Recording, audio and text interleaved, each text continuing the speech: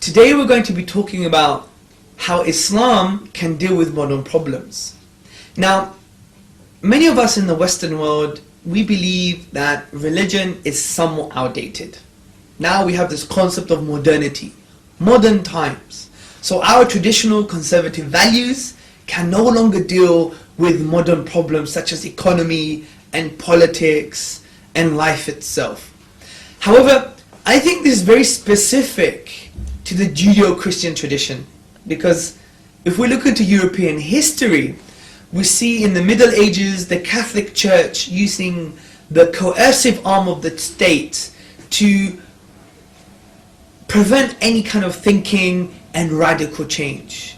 This is why you had Martin Luther pin on a church door in Wittenberg his thesis attacking the Catholic tradition. And that created the environment of the Reform. And from the Reform, you had another environment that facilitated the religious wars. You had the 30-year wars, the 80-year wars, the massacre on St. Bartholomew's Day. It was a mess. There was blood in the name of religion.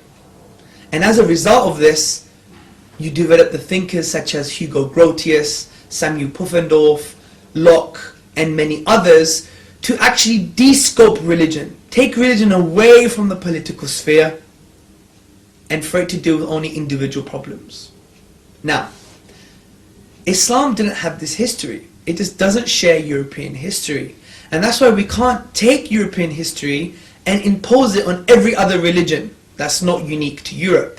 Now, with regards to Islam, it didn't have this problem because many would argue, Western and non-Western thinkers, that Islam has a unique role to play past, present and future, because its values are timeless and its methods to implement its values are also timeless. Now this may seem like jargon to you, but I want to give you an example with regards to the credit crunch, to economics itself.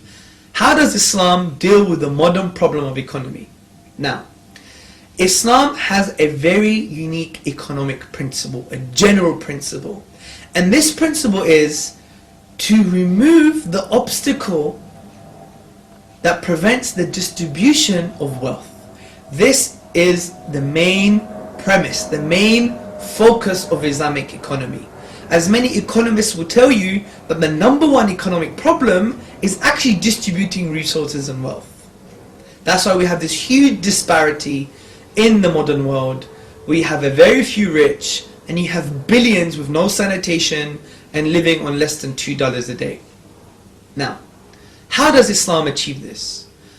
Firstly, it achieves this by having the correct geopolitical view. The Prophet Muhammad, peace and blessings be upon him, said in an authentic narration that the son of Adam, myself, yourself, the human being, has no better right than food, shelter and clothing. So there's individual needs, individual essential needs have been defined. In contrast to Western economics, liberal capitalism, it states that there's too many needs and not enough resources. So it creates the mentality of competition. Whereas the view of the Islamic economic perspective, it creates the mentality of distribution because it defines the essential needs. And this is in line with many geopolitical studies. We know that there is enough resources in this planet to feed the human race and clothe and shelter if they were the size of 36 billion. At the moment, we're only 6 billion. The second point is that Islam takes away the concept of interest in an economic environment. It says interest is prohibited. The Quranic injunction, the Quran being the book of the Muslims, says that interest is not allowed at all. It's a grave sin and it's an immoral economic principle. The reason being is because interest is the impediment to the creation of wealth, therefore is an impediment to the distribution of wealth. Why do I say this? Well, if you take interest out of a transaction, it means there's more money in the hands of the individual. And you may say, well, the individual, how does that relate to society? Well, from an Islamic perspective, there is no taxation. The only form of taxation, which we call a form of spiritual tax, which is the zakat, it takes away 2.5% of your residual income. So when that person has more money as a result of not paying interest in financial transactions, that money is going to be dead unless he invests it, because it's going to be decreasing 2.5% each year. So this is an economic stimulus to take that money and inject it back into society to allow businesses and entrepreneurship. The other point I'd like to add is that there is no income tax in an Islamic society. For example, in America, you have an equivalent of 40% indirect taxation, whereas in Islam, there's only that 2.5% flat rate spiritual type of tax. So it means more money in the hands of individuals, therefore there's an economic stimulus to inject it back into society. Another point that needs to be added is that in Islam, there is no belief of a huge free market economy, unrestrained and unrestricted. In Islam, according to the Quranic injunction, it actually says that the wealth amongst the rich should not become a commodity amongst them. So it cannot be monopolized. So this gives the principle that we cannot allow free market economics, which some economists argue was one of the facilitating factors for the credit crunch. So in Islam, there are things put in place to prevent monopolies. For example, if you compare this in America, in the soft drinks industry, there's about 3 huge companies that control this industry. So that's why sometimes you have expensive soft drinks and they don't usually taste that nice.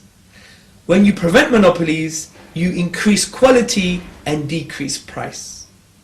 Another essential point to take into consideration is the creation of money. Now, the creation of money in Islam is not free-floating. It's not based upon nothing. It has to be based on something substantial, such as gold and silver. In contrast to Britain, for example, where money is controlled by the banks, it's created by the banks, and it's free-floating and not pegged on something of value. This is why many economists argue that the Islamic model is more stable, because when you print more money, it has to be based upon resource and wealth itself, such as the gold or silver standard. This is why businesses are not devalued when you have more money in society. In an Islamic environment, when you have more money, it means you actually have more wealth. And this is quite unique and fascinating because it has a historical precedence. Under the Ottoman period, over an 80-year period, inflation rose only by 8%. Over 80 decades, 82 years, inflation rose by only 8%.